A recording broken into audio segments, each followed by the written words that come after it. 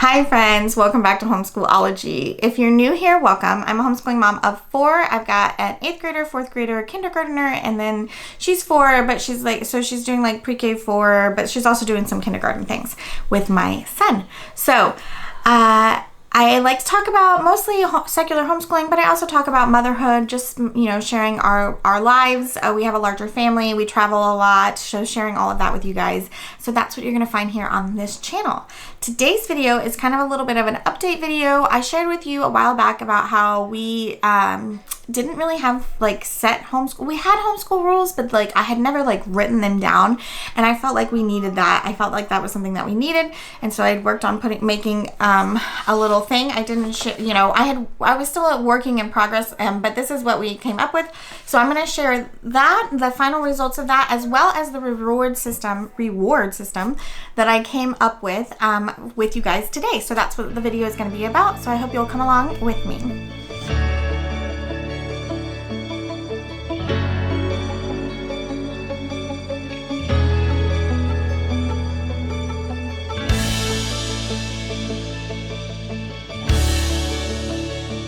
We talked about homeschool rules. We were struggling with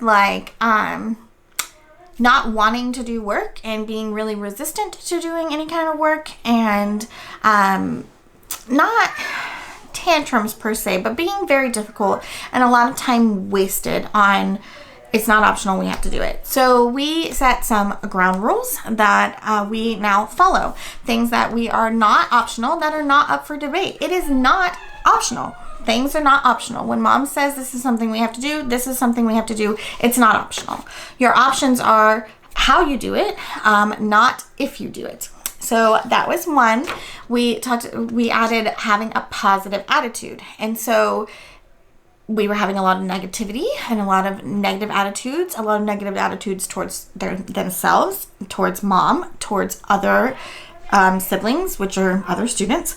And so we are no longer allowing that. We are going to have a positive attitude. And if you can't have a positive attitude, you're going to take a small break and return with a positive attitude. And so those two things have, now that they are literally written. These are things that they were supposed to be doing anyways, but they had forgotten. They can't forget now because this is posted in the homeschool room. And they're not optional. They're rules. These are things that we're going to do. So having that, things are not perfect now. They're by no means perfect now, but they are improving. I am seeing improvements because I'm just simply not arguing about it anymore. These are the rules. This is what we follow. We are allowed to make mistakes. So I had talked in that video that I have some kiddos that struggle with perfectionism, and we talked about it a lot about how mistakes help us grow. Mistakes are going to happen. Everybody makes mistakes. No matter how good you are at something, you're still going to make a mistake. We use lots of examples about that. Chefs still cut their fingers with their knives, even though they're really good at using knives, and so I have seen some improvements. I have, especially with the one child who is the worst, struggles the most, and not the worst, but she struggles the most with this. I have seen improvements. I'm seeing her make mistakes on lessons and not getting so upset about it, and sometimes not even going back and fixing it and just allowing it to be a mistake. And I'm allowing her to do that right now because she needs to learn that mistakes are okay. So that has been improving. This is our happy place. We are big Disney fans, if you don't know, if you haven't been around at all. And so, we are thinking about the happiest place on earth. And so this is our happy place. We want to keep things fun and engaging. I've been working on that by trying to make sure we're not just doing the math and the language. Trying to fit in some other things that they enjoy more, or giving them time to do activities on their own, like art activities on their own, setting out things for them. We're back in co-op, and that seems to help a lot because our co-op is like an enrichment program. So they get to do fun things at co-op. So it makes it doing things at home, not doing as many fun things at home, a little bit easier. But co-op ends. We only have one lesson or one class left. And so I'm going to be working on, we are going to continue working. We normally take a big break from Thanksgiving to New Year's. We're not doing that this year because we have been not getting as many things done as I'd like. So we are going to be coming back to it. I am going to try to fit in a few more fun things that week since there isn't co-op. We'll have an extra day. They can do a fun day, a day of fun things. And then the last one is have fun. So we are trying to make homeschool fun again. We're trying to, we're playing some music while we work, and we're making jokes and having fun while we're doing school. So it's less of a chore and more of a enriching environment. So those were the final rules that I had come up with. I have a whole video here on why I chose those to be our rules and how I got there and things like that. So I'll link that there. And I said I was going to come up with some kind of reward system. So what I ended up coming up with, I took a trip to Hobby Lobby and I got some little candle holder cups. I wanted them to be small-ish because I didn't want it to take a long time for them to earn a reward. So the only thing that I could find were these little candle holders. I don't love them, but they work just fine. I will say I bought glass ones. Hindsight, we've already broken one. I wish I would have found some plastic ones, but I was in a hurry to get something implemented, and so that's what we got. So they have these, and it came in a pack of 5. So they actually made one for me, for Mom. Has my name on it, and so they get that was all their idea, and I actually kind of like it because they get excited to give Mom rewards for Mom doing things the right way, for Mom not losing her temper, or for Mom, planning something really fun that they had a lot of fun doing. So I get rewards too, which is really fun. It's less about the rewards for me and seeing how excited that they are.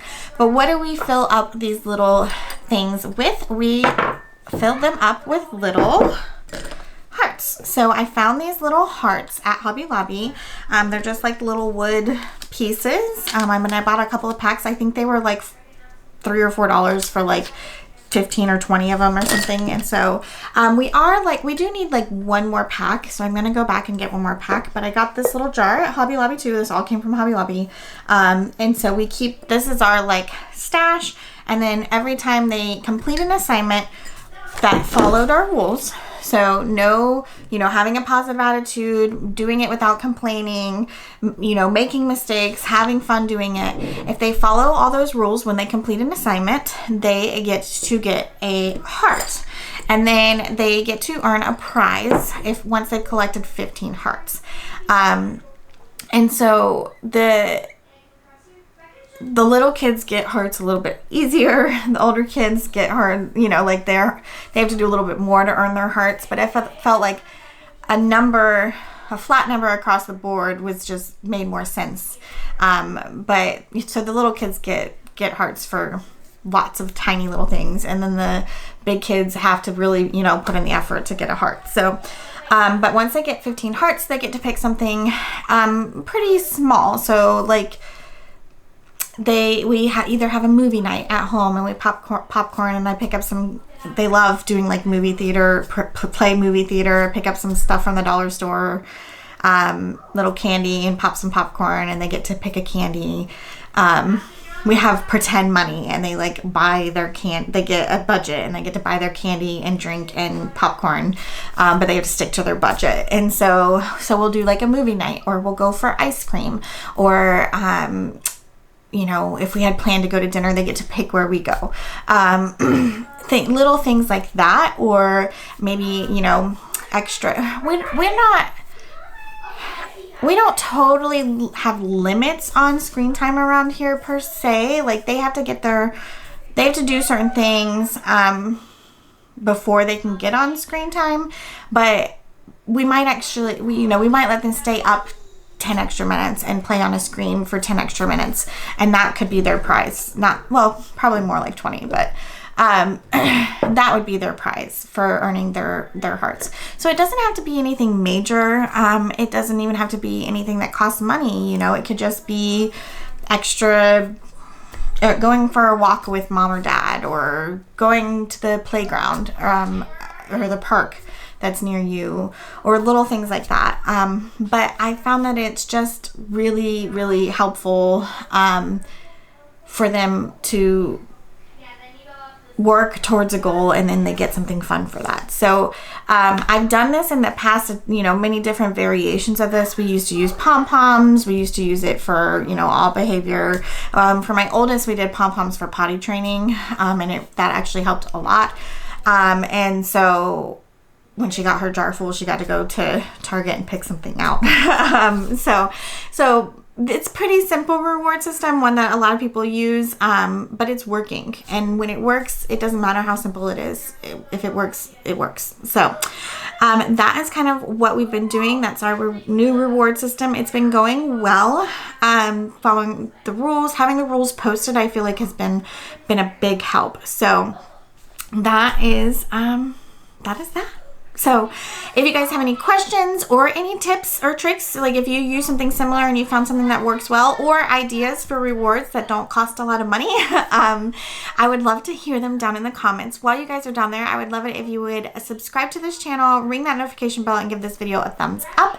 Don't forget, you can always follow us over on Instagram at Homeschool-ology, and I hope you will come back and chat with me again real soon, and I'll talk to you guys later.